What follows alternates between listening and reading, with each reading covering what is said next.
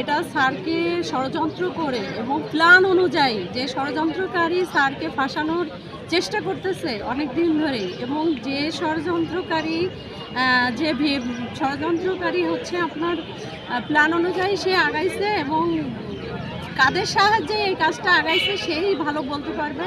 কিন্তু আমাদের শিক্ষা অফিসার সামাজিক মানবিকতা এবং আমাদের গাইডলাইন, আমরা ফিল্ডে যে কাজ করি আমাদের সকল সহযোগিতাই করে।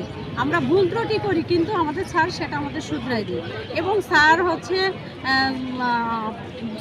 স্যার অনেক সৎ।